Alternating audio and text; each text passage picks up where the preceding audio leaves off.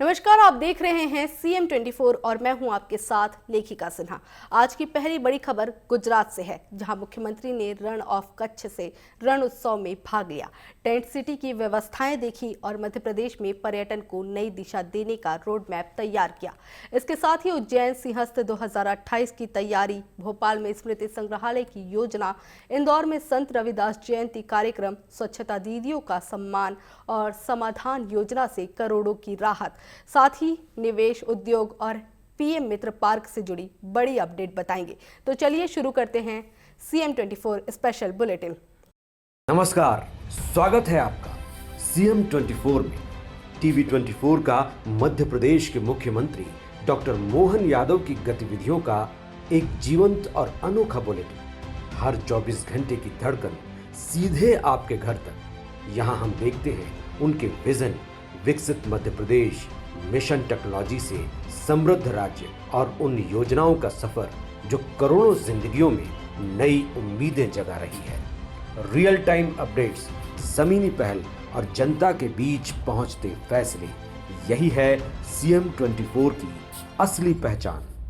CM 24, जहां हर घंटा बनता है इतिहास। सबसे पहले गुजरात से मुख्यमंत्री की बड़ी खबर। मुख्यमंत्री डॉक्टर मोहन यादव के गुजरात दौरे से लेकर प्रदेश की बड़ी योजनाओं तक आज कई अहम फैसले और घोषणाएं सुर्खियों में रहीं।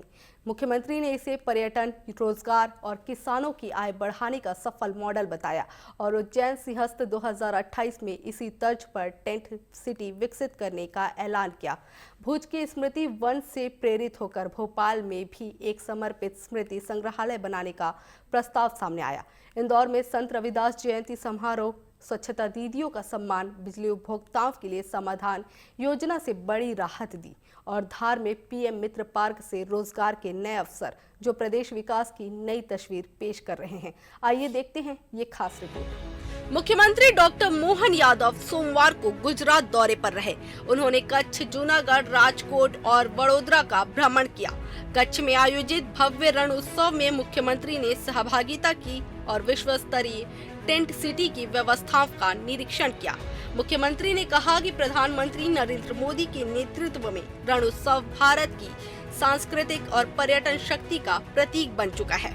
आज संत शिरोमणि पूज्यवर रविदास महाराज की जन्म जयंती के अवसर पर पंजाब में आदमपुर एयरपोर्ट का नाम संत शिरोमणि रविदास जी के नाम पे करने की यशस्वी प्रधानमंत्री के निर्णय की मैं सराहना भी करता हूं, बधाई देना चाहता हूं। यशस्वी प्रधानमंत्री ने एक ऐसे अद्भुत व्यक्तित्व की जयंती को एक तरह से उनको समर्पित किया है।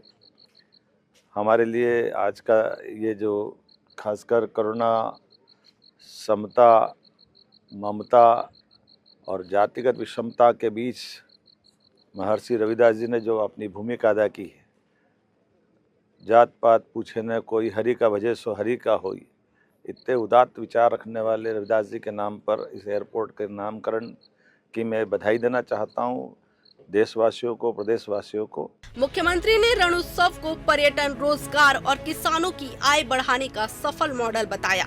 उन्होंने घोषणा की कि उज्जैन में 2028 में होने वाले सिंहस्थ में इसी तर्ज पर टेंट सिटी विकसित की जाएगी। साथ ही प्रदेश के प्रमुख पर्यटन स्थलों पर भी टेंट सिटी की योजना लागू की जाएगी, जिससे स्थानीय युवाओं और किसानों को लाभ मिलेगा। स्मृति वन और भोपाल संग्रहालय भुज स्थित स्मृति वन का अवलोकन करते हुए मुख्यमंत्री ने इसे संवेदना और संकल्प का प्रतीक बताया। उन्होंने कहा कि भोपाल में भी यूनियन कार्बाइड त्रासदी पीड़ितों की स्मृति में एक समर्पित संग्रहालय बनाया जाएगा, ताकि आने वाली पीढ़ियां इतिहास से सीख ले सके। गुजरात दौरे से पहले मुख्यमंत्री इंदौर पहुंचे थे, जहां वे संत रविदास जयंती समारोह में शामिल हुए। मुख्यमंत्री ने संत रविदास के विचारों को समरस समाज की नींव बताया। कार्यक्रम में उन्होंने स्वच्छता अभियान से जुड़ी स्वच्छता दीदियों का सम्मान किया और इंदौर को देश भर के लिए प्रेरणा स्रोत बताया। छोटे छोटे बच्चों ने विविध प्रकार के अपने अपनी प्रतिभा से कई सारी बुराइयों से लड़ने का शुभ संकल्प लेकर के भविष्य के लिए हमारी संस्कृति को और जीवंत करने का प्रयास किया। मैं आज संतों की संगत के आधार पर सच में हमने ईश्वर को नहीं देखा, ईश्वर की केवल कामना करते हैं, कल्पना करते हैं, लेकिन गुरु को जब पाते हैं तो साक्षात ईश्वर के रूप में देखते हैं, उसका एहसास हमको हो जाता है। हम सबके लिए सौभाग्य की बात है, हम अपने गुरु से बात करते हुए भगवान से बात करते हुए इसका एहसास होता है। मैं पुनः आपका वंदन करता हूं, अभिनंदन करता हूं। प्रदेश सरकार की समाधान योजना 2025-26 लाखों बिजली उपभोक्ताओं के लिए राहत बनकर सामने आई है। योजना के पहले चरण में 852 करोड़ रुपए से ज्यादा की मूल राशि जमा हुई और 350 करोड़ रुपए से अधिक का सरचार्ज माफ किया गया। दूसरा चरण 28 फरवरी तक चलेगा, जिसमें उपभोक्ताओं को 90% तक छूट मिलेगी। प्रदेश में उद्योग और निवेश को भी रफ्तार मिल रही है। इतनी बड़ी संख्या में जब हम आज यहाँ इकट्ठा आए हैं तो गुरु की परंपरा हमारे यहाँ तो कहा, गुरुर् ब्रह्मा गुरुर् विष्णु गुरुर्देव महेश्वरा गुरु साक्षात परब्रह्म तस्मै श्री गुरुवे नमः। दोनों हाथ जोड़ के मैं गुरु परंपरा को भी प्रणाम करता हूँ और आप सबके लिए भी कामना करता हूँ, परमात्मा करे हमारे जीवन का क्षण क्षण स्वामी नारायण भगवान के आशीर्वाद से, स्वामी गुरु महाराज के आशीर्वाद से सदैव हमारे जीवन का प्रत्येक कदम शुभ कार्य के लिए बढ़े।